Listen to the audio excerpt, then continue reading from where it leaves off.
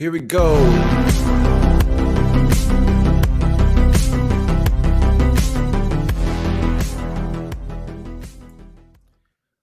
All right, here we go, folks. Another edition of Raw Talk with Respect with D Main Street. So tonight I had a particular conversation with a few people, and I want to ask the public out there about the coronavirus. It's a topic of conversation every single day. We view it every single day. We hear about it. We're inundated with it, if you will. So I want to delve a little bit deeper than what we hear all the time and go beyond the scenes of people that might know a little bit about it. Can you guys hear me? I'm welcoming Palm Maneuver and Cass. Cass, you guys here? Can you hear me? I don't hear you. So let me make sure this is right real quick because I can't hear you guys. Cass, can you hear me? Oh, okay. I invited you. I'm sorry, brother. There you go. I can hear you now. Go ahead. How you doing, man? I'm good, my man. Tell me about what you're talking about, what we're talking about tonight. I want to know what you think about that and give me some real feedback on that because a lot of people are saying, hey, it may be real, it may not be real. So what are your thoughts on that? I mean, I didn't know what to think at first. I've gone up and down with it back and forth with some of the numbers and everything, but I know people personally who are on the healthcare industry and I've had long conversations with. So if you ask me do I believe it's real or not, I do believe that it's real. Yes. Personal experience, people that I trust that have explained to me, what they've seen day to day, working with patients that are suffering from it. So yeah, I think it's a very real thing. Is it used like anything else politically, or are the numbers manipulated? Possibly, I don't know. But does it exist? Yeah, I do believe it does. Okay. So, do you believe it's something that we really are dealing with, or do you believe it's something that maybe not be true? I want to know what you really think about that. I think that it's something that we're dealing with. I think it's real. I haven't experienced it myself, but I've talked to people enough, people that I trust to think that it's something that's actually occurring. Yes, I think it exists. I think there are people that have caught it and having to deal with it. I do not think that it's a complete and utter scam or they just pulled it out of nowhere and it doesn't exist. I think that it is a real virus. Obviously, a strain of coronavirus. Coronavirus has been around a long time, but I think this particular strain does exist. And it's something that we've been dealing with. So, yeah, that's my feelings on it. Do you know of anybody that has had that? I don't, not personally. I've had people that I work with. That you haven't heard anybody that's been able to say, hey, we've heard this. This is what's going on. That's incredible. So I've heard of some people that have. I've heard some people that been affected themselves. To be honest with you, Dexter, my family and my sister, they've been affected by it. Some people really close to me have been affected by it. So it's not a question of if it's real per se. That's splitting hairs, if you will. That's an argument for argument's sake, if you will. I think it's more of there's something going on behind the scenes and the question that I was always told is why? Why now? Why now are we having this that's such a big deal that's changing the course of how you interact in everyday life, from your financial status to your relationship status to business being affected by it, which is a bigger picture, I think. And that's really why I'm kind of putting that question out there for everybody. Make sense or no? Yeah, it makes sense, man. So is it real? Yes. Did somebody take a virus and weaponize it to shake things up? Possibly.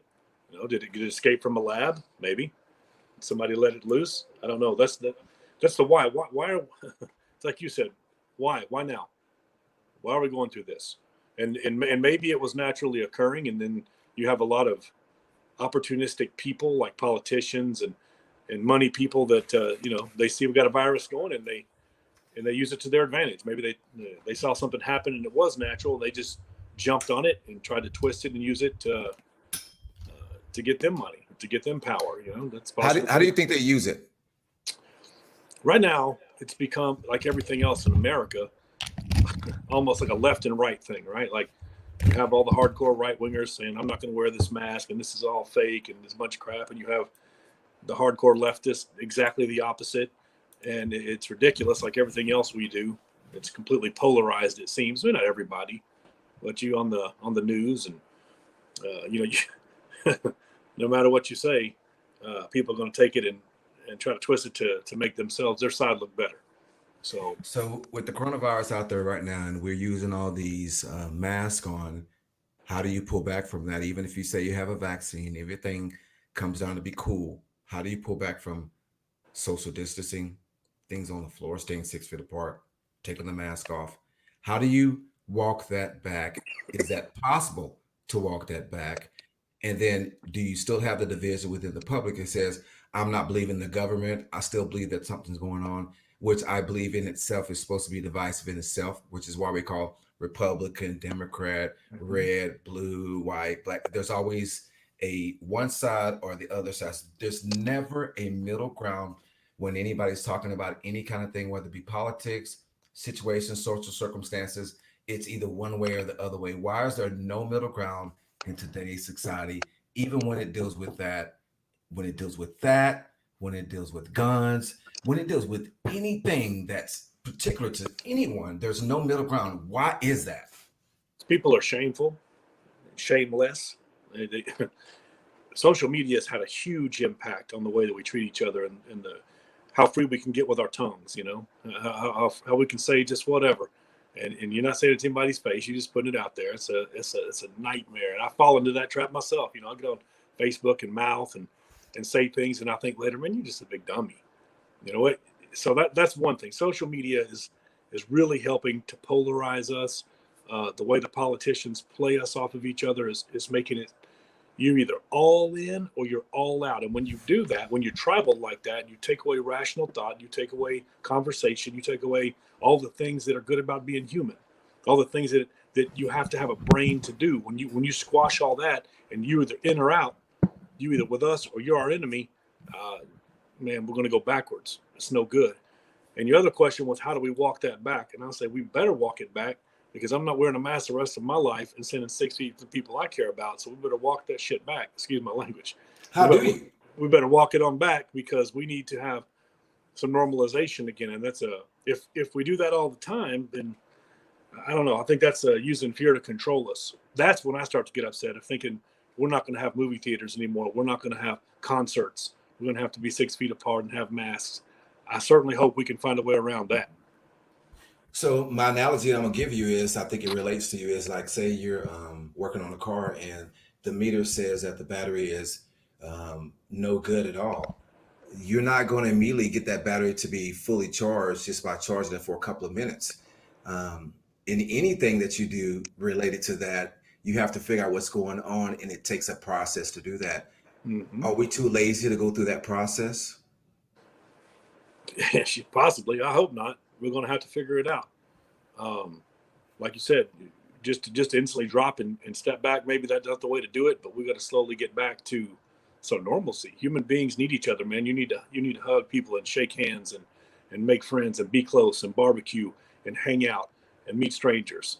We need to have the freedom to do that. Human beings are bad enough when we can do those things.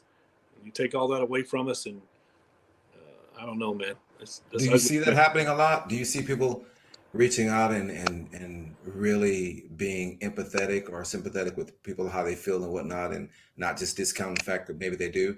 And like when someone says to me, "Hey, it's not real," and then I've had people that have experienced it. It may not be real, but even if they say it's not real, the way they say it, I don't believe that they're being in depth about when they say it's not real. They just don't believe it's real. Not that it could be real, but there's different strains of which, and then it may be promoted in a different way than most people would understand. But I think a lot of times we take it as face value, no research. They told me, it must be true.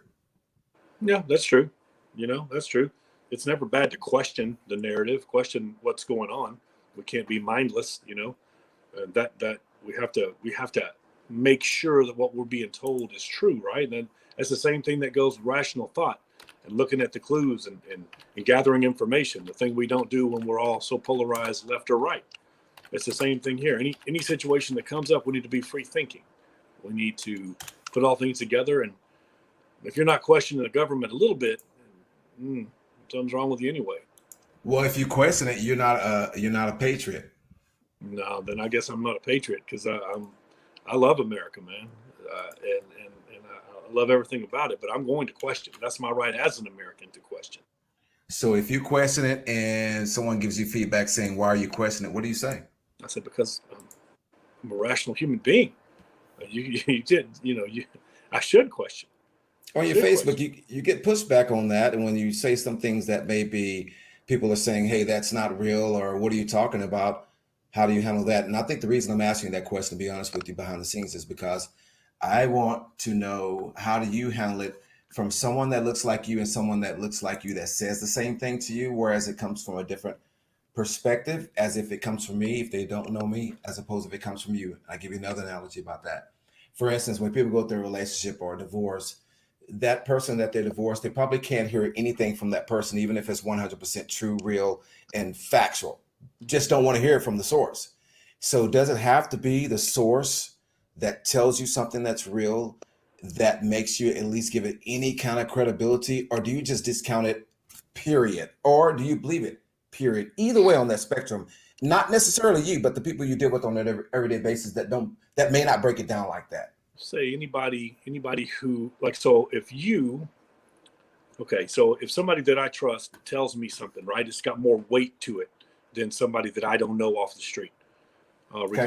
regardless of where they're from, color of skin, religion, any of that. If I know you and you tell me something and we've had experiences, I'm gonna tend to believe you a little bit more because we got some background. Sure. It's just like people that don't want to believe because, let's say, Trump says something, and he's not being the regular jackass. He's just saying something, and he happens to be right. Let's say he says some truth, something that's true. The sky is blue.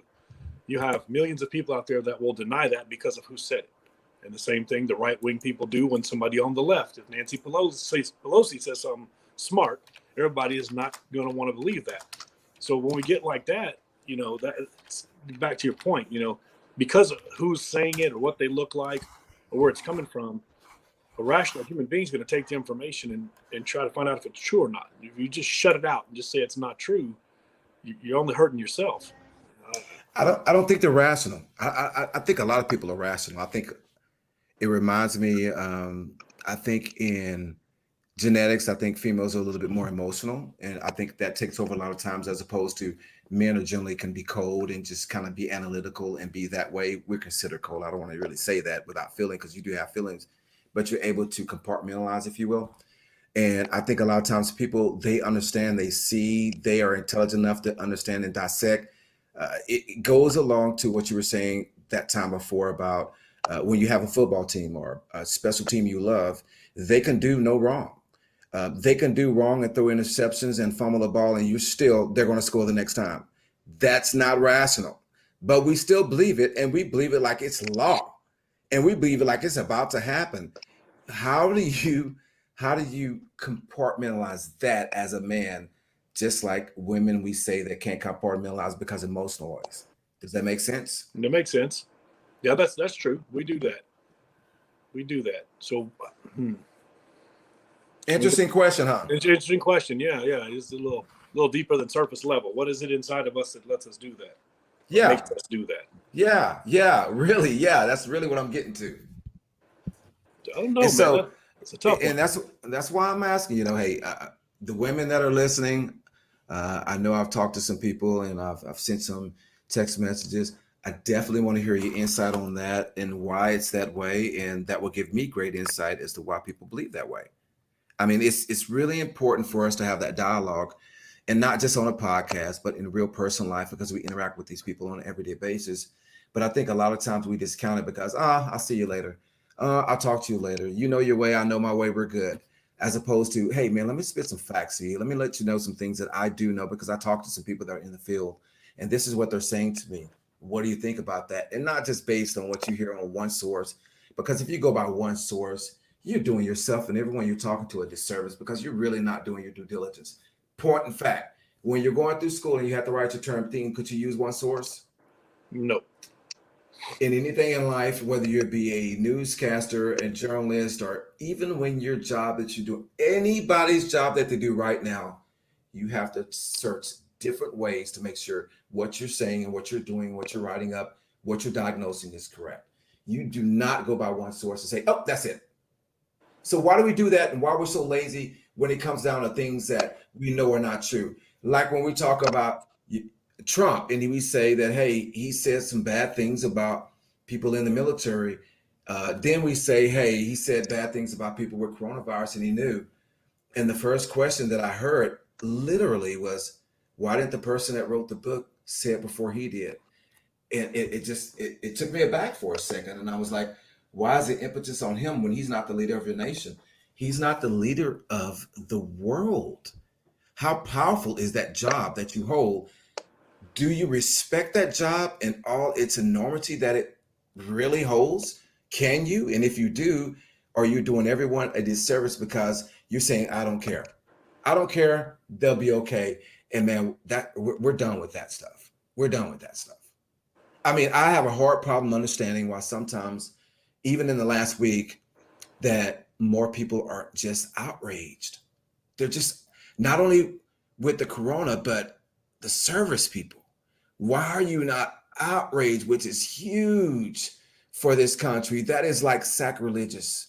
That's like talking about Christians, Catholics, anything with any God that you worship. That's like talking about that when you say things about the armed services. So help me understand how he gets a pass. Are they that scared of him? I have no idea. I don't even know what he said. I heard somebody saying that he said something about the armed services, but I'm not familiar with it. Well, I'll look it up while I'm talking to you, but from my memory about Donald Trump and armed services, he said that they were losers or cowards. I remember he said something about John McCain that he didn't really like people that got caught. Yeah, I remember when he said that for sure. That was the dumbest thing anybody could say. But he said he never said that. He said he never said it? Yeah. Not only did he never said that, he never said anything bad about the tensions. He's getting really upset because now he's crossed the line, if you will, because he said some real things. He said that this is by the Atlantic, so this is just one thing. This is where it came out, politics, the Atlantic. He says Americans who died in war are losers and suckers. The president has repeatedly disparaged the intelligence of service members and asked what wounded veterans be kept out of military parades, multiple sources. And it's all stemmed from not only the book that Mr. Woodward, I don't know if you know about this, but he's coming out with the book Tuesday with Rage, that Donald Trump did 18 interviews with. I don't even understand why he did that. And then he said in the interview, I know you're going to do me wrong and you're going to tell everything that I'm saying to you, but he just couldn't help himself. So if someone can't help themselves by telling on themselves, and usually when you tell on yourselves, usually you are in trouble because you can't hold your tongue. Right. And you're not listening to someone that may have some better insight as to what you should or you shouldn't say, even if you believe that. Because you're not just talking for yourself. You're talking for a lot of other people that believe in you and hold your word to high regard. But I think these people are like sheep. They're like sleep, man. They just don't care. Or they're saying, look, I believe that way and I don't care what he says. Screw it. Well, what do you think it is? If Trump or anybody says that they are for the things that I'm for, right? Sure. And they're, you can go down the line, whatever. If they're against abortion, if they're against this, against that, if they're for this and for that, and most of the things that they're trying to push that are, my side, right, your side, but then they do some dumb stuff too, then you're more apt to forgive them now, because if the opposite, the other team is saying 90% of the crap that you don't agree with, that you hate, so you give your guy a pass, right? Nobody should get a pass like that, but you're more lenient, your tendency, because your boy's up there making you look dumb, just like Trump. I can't stand Trump. I can't stand How many passes though? How many passes do you say? I mean, even the people that that voted for him, do they still have reasons to say now to you that, oh, he's okay? Or do they still try to fight that what he's saying is just asinine? Do they still try to say it's okay? Behind the scenes. I mean, people that I know, the people that I know that are on the right think that Trump is an idiot, right? So if we're talking behind the scenes or whatever, Say, man, the guy's a jackass. He's socially awkward. He's arrogant. He's mean. He. What else can you say about him? He's just a businessman. He's a bully and an a-hole. I mean, that's who he is as a person. Now, he did just because he became president. None of that changed. He's still the same dude, and it shows. It comes out. You know, he pretends to be a Christian. And when you ask him, he tries to say 2 Corinthians. He says 2 Corinthians. He don't even know what he don't. He's a fraud down to his underwear, bro. I mean, you know that. Then why are they not mad? Why are not the real Christians, the people that hold that sacred, the people that hold that ethically and morally sound, that they've lived all their life service to do that? Think about it. That's a great question. I wonder the same thing, because when he did that, and I see people up there saying that God grab him by the, God, you know what I mean? Trump, come on, man. God sent Trump to save us, and Trump is, and I'm like, dude, don't be silly. God didn't send Trump. Trump didn't even know who God is, bro. He only heard about him like down the street. He heard somebody say it, but he knew where. But he knew 2 Corinthians. But he knew where his base was. Right. He's on the right. You know, it's crazy. I remember when he was holding that Bible at the church. Yeah. Did you see him holding the Bible? I didn't. I don't watch a lot of. I don't watch any news. I don't watch anything. I hear a lot of stuff, but I usually don't see it. I usually have to go back and look. But okay. I mean, tell me why you don't, because you don't want to be so inundated with it. Yeah, it's too much. It's too much. It's too much. Everybody's lying. Everybody's trying to pander to the people they like. Everybody. I look at Trump like I look at all of them. They're full of it, dude. And when Obama came around, everybody wanted him to be the savior. When Trump came around, everybody wanted him to be the savior. Obama had cages at the border for the kids too. Everybody wants to pretend like their dude is without sin and he's the one to save the world and everything. It's bullshit. It's bull. It's not real. There is nobody that's going to come along that's going to be perfect, that's going to save everybody, it's going to make everybody happy. It can't happen. So, but everybody wants to pretend like if your dude messes up, you let that slide. But if the other dude says something, then if Joe Biden says something dumb, you got 200 billion people on him. Trump says something dumb, you got 200 billion people say, no, it's cool. It's all good. That's not what he meant. And it goes vice versa. It goes both ways. It's trash, bro. Joe Biden is trash. Trump is trash. And everybody try to say that their guy is without sin. Their guy is going to save somebody or do something. Joe Biden's been in government for 47 years. 47 years. His old dementia having ass is going to change the world now? No, he's not. Trump is going to do something good? No, he's not. I mean, so why doesn't America wants a hero? We want the guy to ride in with the white hat and save the day. It's not that easy. It's a convoluted political machine. Sure it is. Because you can't tell me Joe Biden, you can't tell me Donald Trump represents the majority of America, not in any form or fashion. No. But somehow all those people on the stage that were debating back and forth, these two people are the ones that you have to vote for. That has to be something that someone looks into a little bit more. That's crazy. It's still selling, because you're saying, okay, I'm going to go with the masses, but what can I get from this, as opposed to challenging the norm and what people that are in power are doing, that have been doing for years. That's the problem, is the people in power, the convention, like the Democratic National Convention, right? The DNC. They did Bernie wrong to put Hillary up to run. Now they got Biden up here. This dude, he no disrespect, but he's a puppet. He's old. He just say whatever. He's trying to be president. You got the Republicans, Trump stuff on stage, just insulting everybody. You're fat. You're ugly. You're stupid. And then somehow we got this dude, this game show host, as a president. So look at Tulsi Gabbard. Look at some of these people that ran on the Democratic side that are strong and young and smart. They wiped them off, and they put old puppet ass Joe in there. Why is that, Dwayne? Why is that? I'm gonna tell you the truth, and people don't like this, but it has been this way for years, and I'm not talking about slavery or anything like that. The people that are in charge, whether it be, let's think about it, whether it be conglomerates, billionaires, take sports, take entertainment out of the picture. Real deep money, corporations, lineage-wise, that will be here hundreds of years past this, contracts for, military, your governors, your mayors, your presidents, your vice presidents, they generally look like you. They're going to be that way until, and it's slowly changing, but that's going to not be without any fight, because that represent a lot of the people that have had it a certain way. If you've had it a certain way for so many years, you're not just going to give it up. I'm sorry. You're just not going to do that. This is what it is. And so I think a lot of times when you see those people on stage, it's a show. We know that those two people are not the people that represent America. Why we have to pick that, and we don't even know how to be different and pick something different, or we don't know the power that we hold, so we're just like sheep.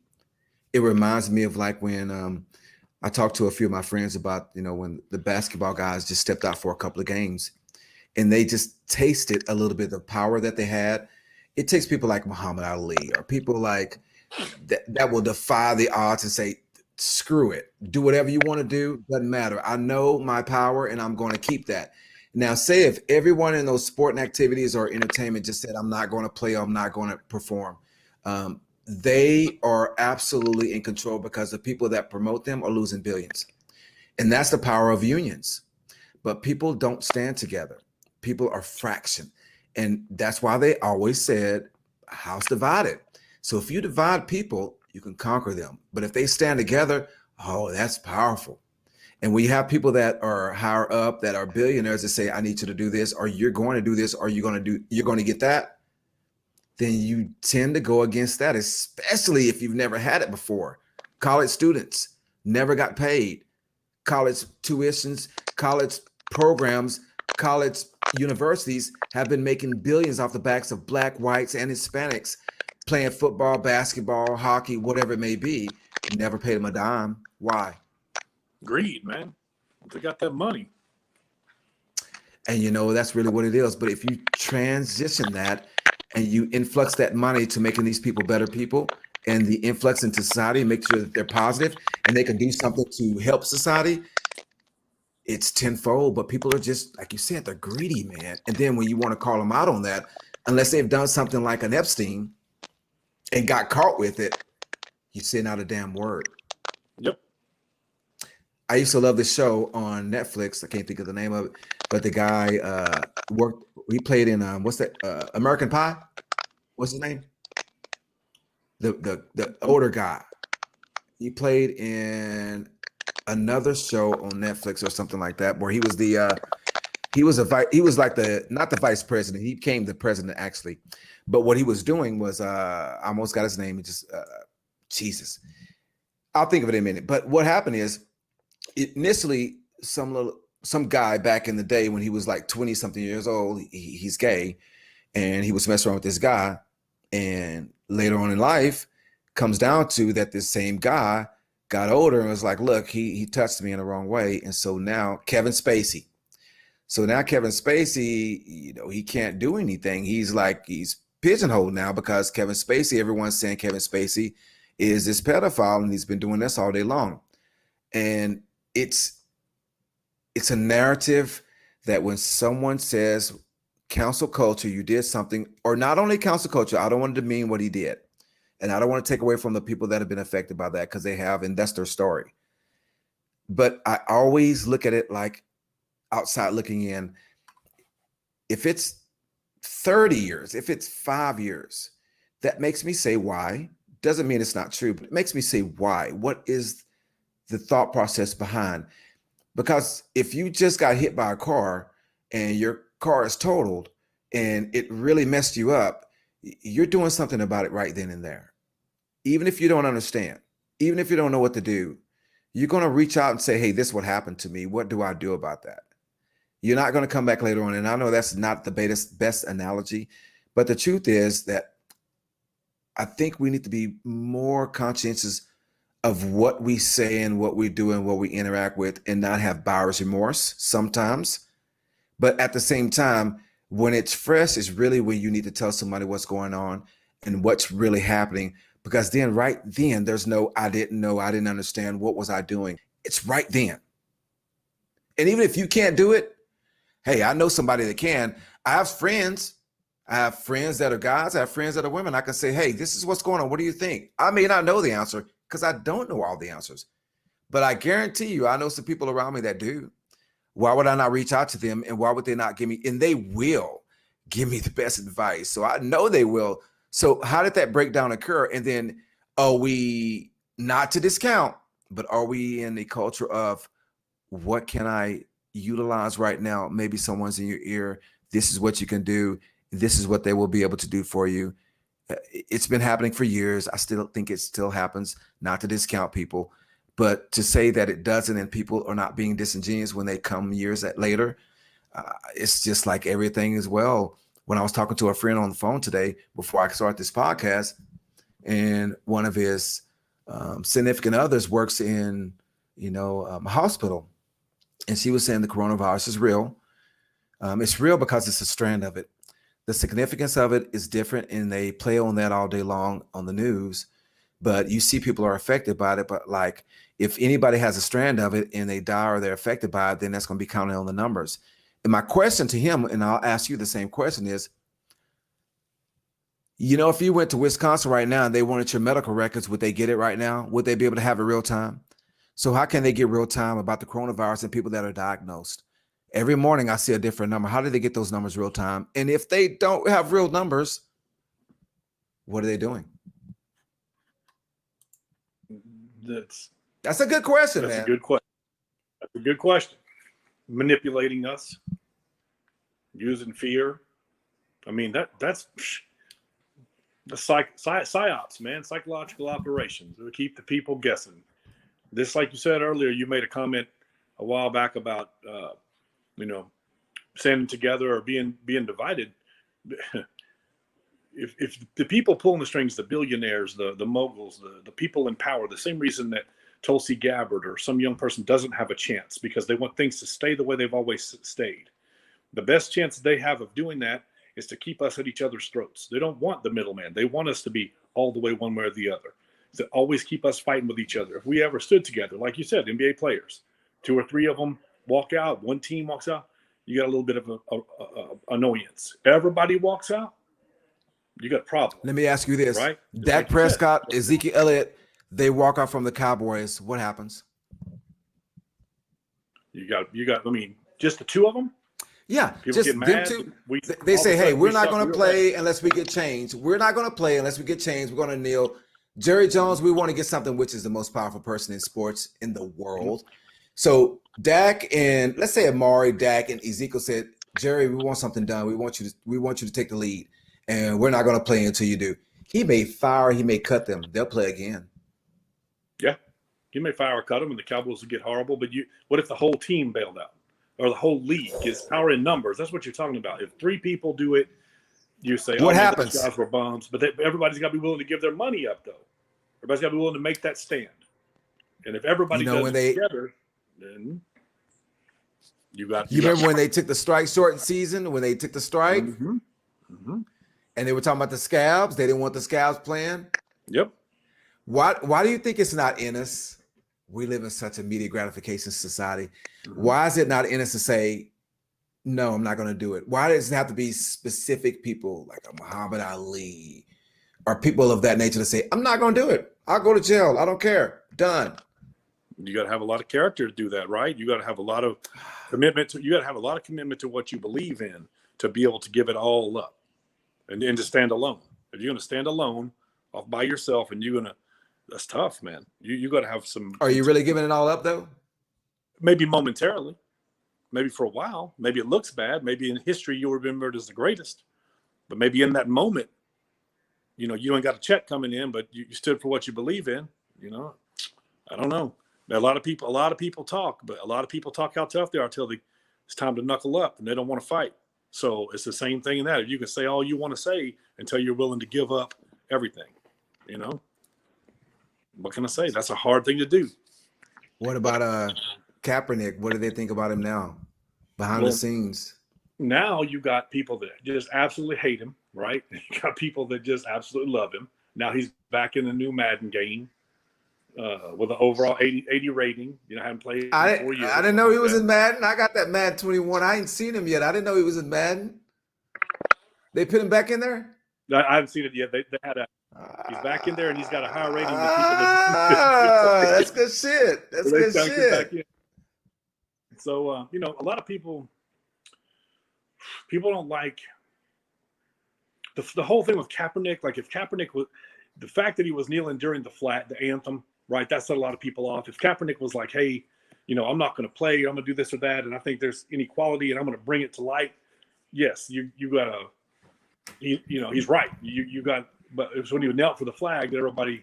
That's a tough one, bro. That's. Tell me why it's tough. Tell me why it's tough, bro. Tell me why it's tough. Well, because you people, black, white, Mexican, Chinese, everybody have fought in from all countries have fought and died for America, for a better America. Now, you know, you tell me like America was racist and all that. Yes, it was, but a lot of people love this country. And a lot of progress has been made. This country is like a baby. It's like a blip in history. It is barely 300 years old, 200 some years old. It is a child. And in that short span, look where we're at. Now, are we perfect? No. Have we abolished slavery and done all this stuff? Yes. We've come a long way. People don't want to say that. People don't want to say, oh, America's good. America was never great. America's trash. Don't say that shit to me. I don't buy that. You may not like the police. You may not like this or that, but I'm an American, and you like me. I'm full-blown American, and I'm not racist. So when you kneel for the flag, you set a lot of people off. That doesn't make them racist. So I'm gonna tell you, my white American people, I'm gonna give you some game right now because this is D Main Street. We keep it raw, baby. So this is why black people get very upset about the national anthem, and sometimes they kneel. Even though most of the people that do kneel usually have some people that have fought in wars. I'm gonna give you this. This is gonna be a two-pronged thing, and this is for everyone that's white that does not know this. First, if you think about people in the First World or the war that blacks fought in, that they went and fought, even Vietnam, and you come back and you're still a slave. You go, you fight for people that you don't know because you're told to, you come back and you're still a slave. That's the first thing. But then you want to kneel for a flag, and I don't know that a lot of white people know this, but the national anthem is missing a verse. I know it. And that verse says, and where is that band who so vaultingly swore that the havoc of war and battle's confusion, a home and a country should leave us no more. Their blood has washed out our foul steps, pollution. No refuge could save the hireling and slave from the terror of flight or the gloom of the grave. Now, you tell me what black man wants to stand up there and put his hand against his heart and go over the national anthem when it says there's no refuge could save the hiring a slave from the terror of flight of the group. And I'll tell you, 90% of the people that you know, friends, have no clue that that's even in there. Right. But black people do know that. They know that's in there. And they know that that's something that they're putting their hand against their heart and they're saying, hey, I believe this is true. They were saying the same things when they were slaves because it's been there since that time. But now you know that that's there because this is information society. We know that this is what that was about. And we're saying that, hey, because I don't want to say that, somehow I'm unpatriotic. Well, let's go deeper than that then. If that's the case, then you're talking about Civil War. How many people from the South keep people from the North that were from America? Is that not traitorism? And you still want to hold those people and put their monikers? You want to make a statue of that person that killed people like you, and they were trying to overtake you, but we remember them and we hold them to high regard? Come on, not that's me. Disingenuous. Who's you? You must mean you in general. Yeah. It's disingenuous when I hear that argument. But the truth is, I really believe that probably 95%, especially white America, and 90 or 85% of black don't know that that's in that national anthem. That's very overlooked. Okay. So yes, I was aware of that. So we don't sing that part. So what do we do as Americans, right?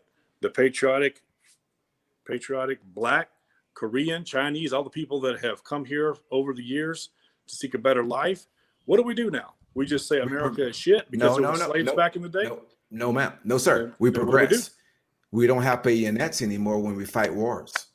We don't ride on horses, bayonets. Right. We don't ride on horses. We don't send mail.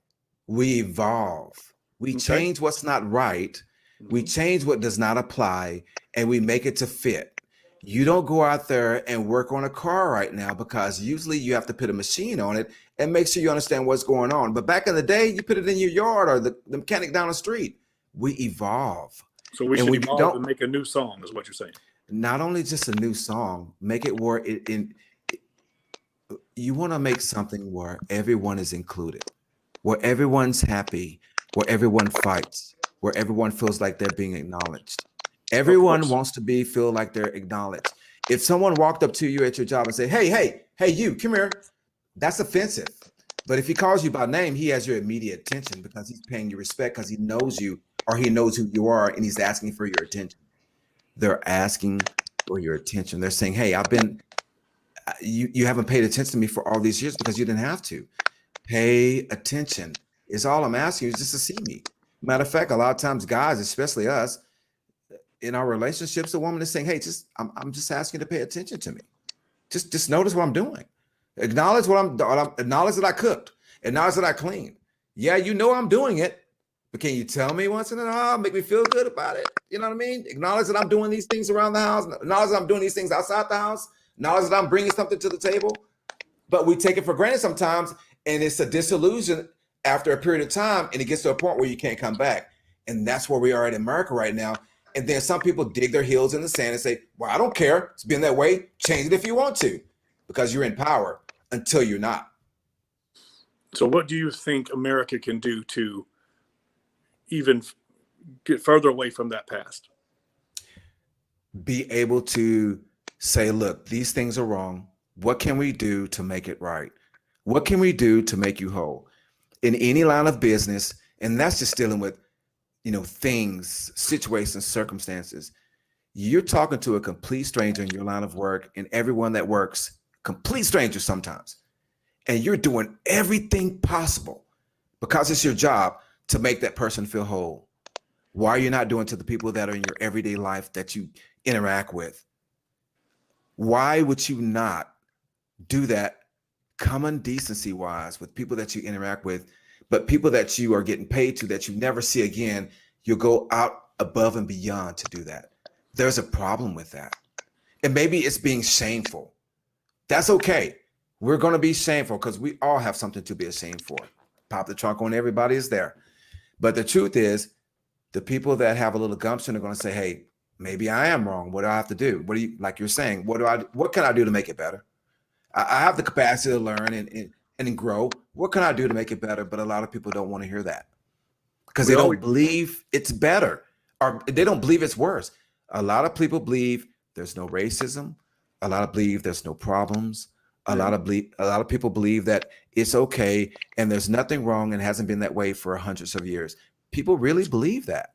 Racism will always exist because human beings are flawed. I work with a lot of Spanish speakers. They're from Guatemala, Honduras, Mexico, Puerto Rico. They hate each other. They hate black people. They tell me they won't work for a black guy. People like to say that. Tell me why. No. Tell me why. I know why, but tell me why. Tell the truth. Tell me why they say that? Yeah, why do they feel that way? There's a reason they feel that way. They've had experiences and they told you why they feel that way.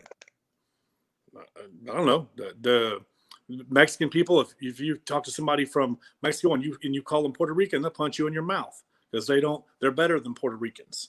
If you tell somebody from Guadalajara or somewhere, or they're from Guatemala, where they're in Mexico, that they're Honduran, they're pissed at you. People are racist. People in this country, it was a black-white thing because white Anglo-Saxon Europeans founded this place.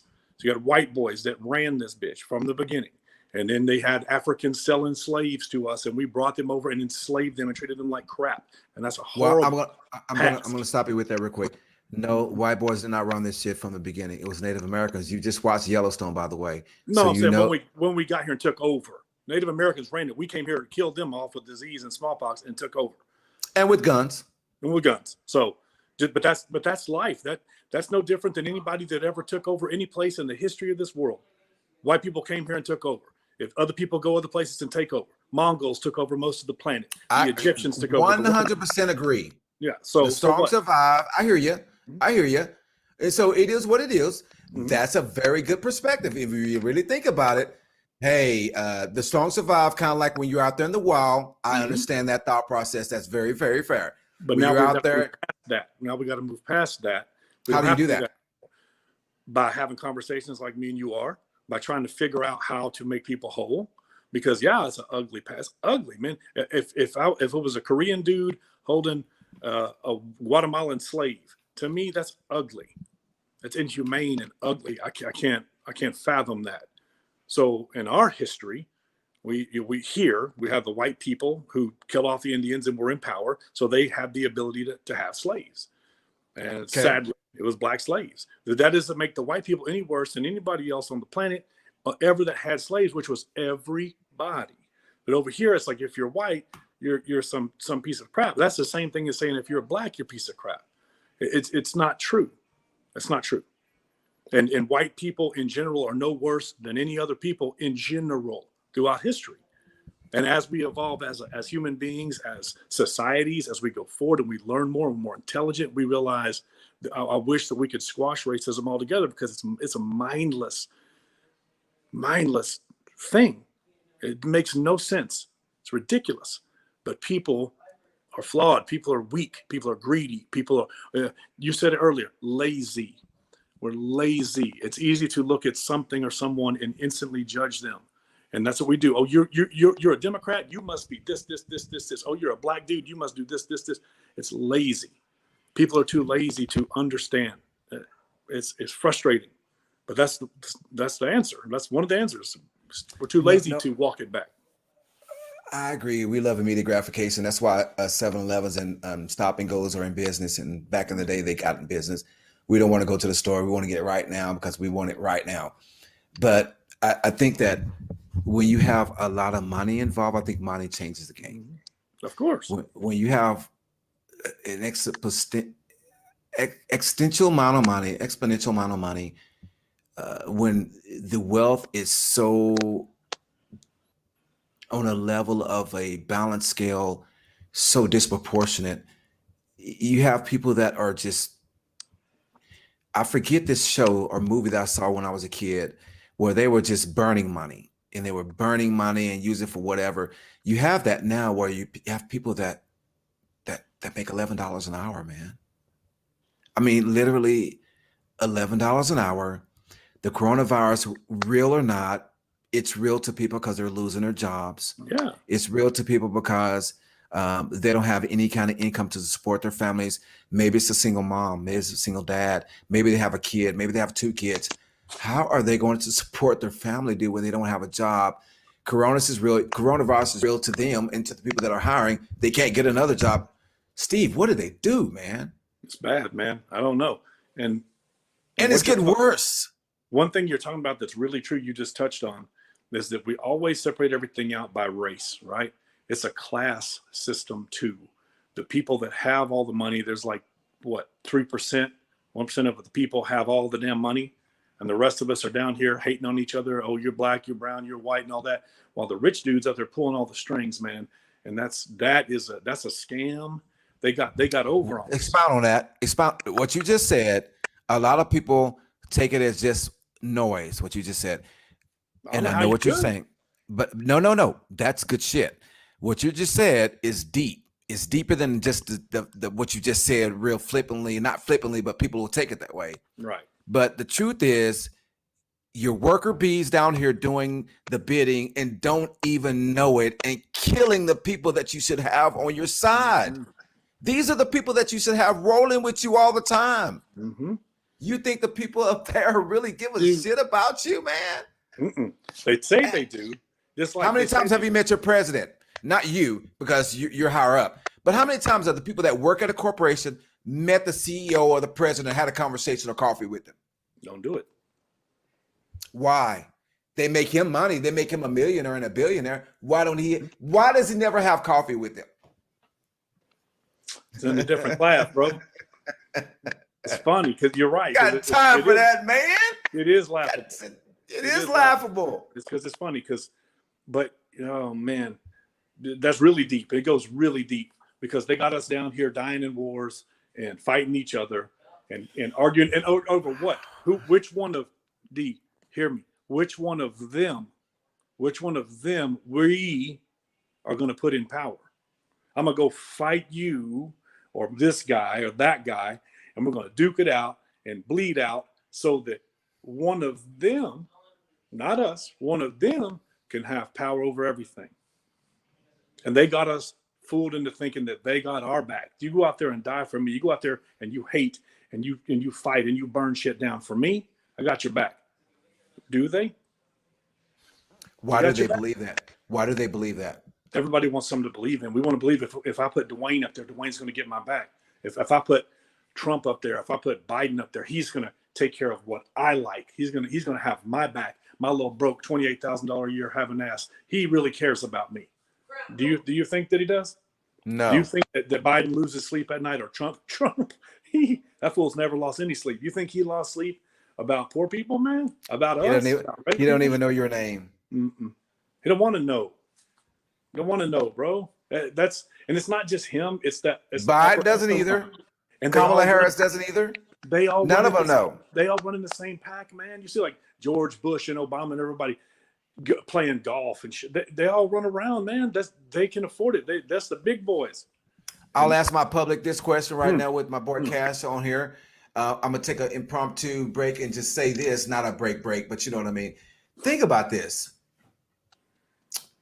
Why are the people that are in Congress, the people that are in the Senate, the people that are in the House, the people that are in government, 90% of those people, 95% of those people have been there 30, 40 years, when normally it's a 2 to 4 year thing. You have to be voted back in 2 and 4 years, usually 2 years, Senate, House Representatives. So help me understand why, rhetorical really, these people stay in office in power until they're so old they can't even read, dude. You know that shit is so painted against until you have people like that push the envelope and they are really out there and they're progressive and they have all these youngsters. They have some people that will vote with them. And even those people are considered extreme. They're absolutely talked about. The pundits on the radio, on the TV, they absolutely crucify them. They make them seem like they're just otherworldly because we're set in a norm. We believe that it should be because we're so used to what it's always been for the last 20, 30 years till these people wake up, man, and see that, hey, if you're satisfied how your life has been for the last 5 years, you vote for the same thing you've been voting for all the time. If you're satisfied how your life is going to be the last 10 years, keep on if you're satisfied. I'm not satisfied, brother. I want more in life. I want people that will do more for me and give a shit about me. And I'm not going to just believe what someone says on TV, because before the internet, you listen to the radio, you only were able to record it if you had the record and play button pushed. You looked at news, it was edited before you saw it. You looked at a football game, it was time delayed. You did anything, newspaper, before you read it, an editor looked at it. In this day and age, in the information society, that's why they can't do it, and they're scared of shit. The truth is, we should have had the internet long before now, but the reason why they didn't is because of right now. They don't want you to know. Nope. I mean, the cell phone camera was the biggest thing that changed the game, and shit, that really changed when the white dude stepped out of his house with that big ass camera like they used to do, and he taped Rodney King. That changed the game. And I don't know if you knew that, but some white dude bought a camera and he had just got it. He had like a day, and he was taking it outside just to record, and that's how he caught Rodney King, who later died in the pool because he drowned. But we really can't swim. That's no bullshit, because I can. With that being said, yeah, I used to swim all the time. Yeah, you know, your aunt's house over there. So yeah, with that being said, the truth is this, man. I enjoy our conversations because, man, you're super intelligent, but you have a different perspective of someone that looks like you. They can hear you, and they don't discount it because they don't look like you. And it makes sense to them. And they can disagree with it, but then I would only hope that anybody that listens to what we're talking about takes the time and the due diligence to go and look and do some resourcing, find out what we're talking about, see if it makes sense. You are more than welcome to send me emails. You're more than welcome to send me any kind of likes, dislikes. Tell me what you're thinking. It doesn't really matter what you think. I'm going to tell you what I think. I'm going to always be honest with you. And the people that I will always invite will tell you the same thing. So my boy Cass, you're amazing. One last thought before we let it go. I know wifey's like looking at you crazy saying, come to bed. So I'm gonna let you go. But before I do, I appreciate you. I appreciate the people that listen, and we'll do many more. So your parting thoughts, brother. Yeah, man, I appreciate you, D. I enjoy these things, man. I'm glad we got to talk. We talk off air as well. And I always appreciate the input, man. I learned a lot from listening, man. Like I said, I'm coming from my perspective, what I think about America, how I view it, and to be able to have your input, man, from what you've seen in life is different than me. It's huge for me. It's huge for me as a person, as a father. I got 3 sons that are coming up. It's big for me to do these things. I'm glad we have these talks, man. Much appreciation. The truth is, I'm so glad that you do, because your sons and the people that you interact with, because you're in a leadership role and what you do, not only just from your job, but the people that you're around, they look at you that way. It's very obvious. They hear you. And even though they don't believe you, and some are the same with me, they don't believe me all the time, but they at least hear what we have to say and entertain what we're saying to them, because we know we're not full of shit. And so we're going to keep it raw with them. And sometimes they may disagree, may not like it. Cool. Still love you. Still down for you. But I'm going to tell you the truth, whether you like it or not. And I just want people to not put their head in the sand. I want people to stand up, because you're stronger than that. I want people to speak your mind, because you're stronger than that. Everyone will not agree with you, people. Everyone's not going to be on your side. Everyone's not going to say you're right. That's okay. Your experiences are your truth. That is necessary for people to hear, regardless if they agree with it or not. Doesn't matter if they agree. Don't go into any situation or circumstances if someone's going to agree. Be honest about how you feel. Be honest about what you think, and be very conscientious about the people around you, and be responsible with your words. You don't have to talk bad or nasty or degrade or put someone down to have them understand where you're coming from. The truth is, if you lift them up and make them feel amazing, you'll be definitely more receptive to them, and they will hear what you have to say. There's a saying, you catch more bees with honey. Don't be mean and nasty, because you catch nothing, and that's the whole intent, and that's why you do it. And we recognize you immediately. But the people that don't, and they say, I do give a damn, and I may not agree with you, but I still want to hear what you have to say, because I love who you are and I appreciate you, even if I disagree. Those are the people that I want to always talk to, and even the other ones. And hopefully I can give you some insight to where we're coming from, and maybe expound your mind, because we are not staying still. You're either growing forward or you're falling back. So with the people that I will bring to you, always like, subscribe with D Mainstream, Raw Talk with Respect. Again, thank you, Cass. Much love to you, brother, and all my friends and family and people that will join and future joins. Till next time, this is Raw Talk with Respect. Much love.